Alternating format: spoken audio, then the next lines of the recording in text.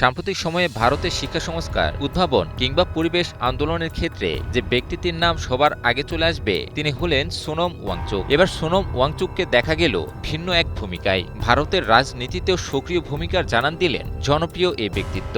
শুধু জানান দিয়েই ক্ষান্ত হলেন না, এবার দিলেন বড়সড় এক ঘোষণাও। তিনি এবার সরাসরি ভারতের দ্বিতীয় স্বাধীনতা আন্দোলনের ডাক দিয়েছেন। ওয়াংচুক কি তবে বিদ্রোহ ঘোষণা করলেন?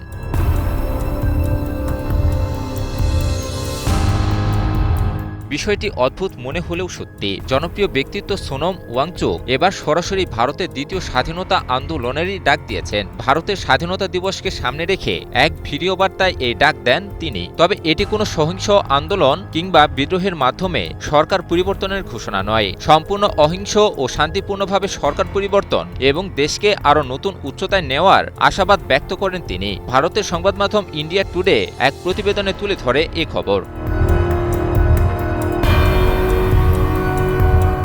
সোনম ওয়াংচুক মনে করেন, ভারতকে ২০৪৭ সালের মধ্যে উন্নত ও মর্যাদাপূর্ণ দেশে পরিণত করতে হলে রাজনৈতিক নেতৃত্ব এবং নির্বাচনের পদ্ধতিতে মৌলিক পরিবর্তন আনা প্রয়োজন। ভারতের ভবিষ্যৎ গড়ার জন্য নেতৃত্ব ও নির্বাচনের পদ্ধতি পরিবর্তনের উপর জোর দিয়ে এক শান্তিপূর্ণ বিপ্লবের প্রয়োজনীয়তার কথা উল্লেখ করেন সোনম ওয়াংচুক।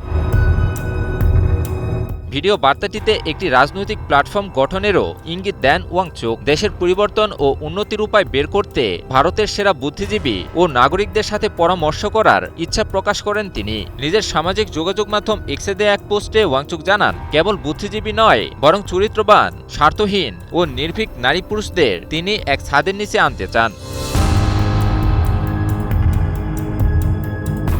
এই লক্ষ্যে তিনি ভারতের বিভিন্ন রাজ্য ও শহর ভ্রমণ করে সরাসরি জনগণের মতামত সংগ্রহ করার পরিকল্পনার কথা জানান। ওয়াংচুক বলেন, দূরবর্তী লাদাখে বসে তারা কে কোথায় আছেন তা আমার পক্ষে জানা সম্ভব নয়। তাই স্বাধীনতা দিবসের উপহার হিসেবে আপনারা নিজ নিজ অঞ্চল থেকে অন্তত একজন এমন ব্যক্তির নাম প্রস্তাব করে আমাকে সাহায্য করতে পারেন।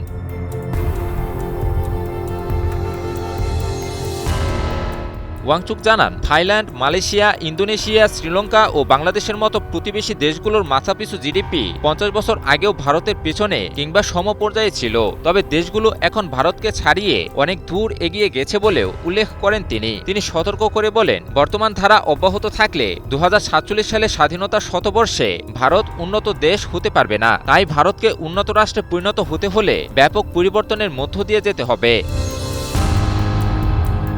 এছাড়াও গত ২ মাসে পরিবর্তন চেয়ে আন্দোলন ও প্রতিবাদ করা শিক্ষার্থীদেরকেও অভিনন্দন জানান ওয়াংচুক। তবে পরিবর্তন এলেও খুব একটা অলৌকিক কিছু ঘটবে না বলেও মন্তব্য করেন তিনি। ওয়াংচুক বলেন, সুশাসনের এই সমস্যা কেবল কোনো নির্দিষ্ট রাজনৈতিক দলের নয়, দলমত নির্বিশেষে ক্ষমতাসীনরা সবসময় অবিচারের বিরুদ্ধে ওঠা কণ্ঠকে দমিয়ে রেখেছে। ২০১২ থেকে ১৩ সালে দুর্নীতিবিরোধী আন্দোলনের কথা স্মরণ করিয়ে দিয়ে তিনি বলেন, তৎকালীন সরকার পরিবর্তনের ১২ বছর পর আজ দুর্নীতি ও অবিচার আরও ২-৩ গুণ বড় আকার ধারণ করেছে।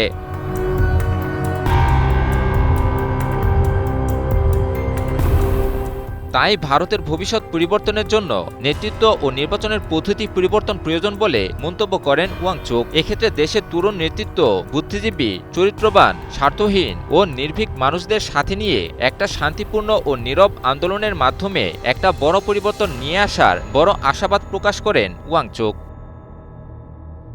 ইমন আলী, নিউজ 24।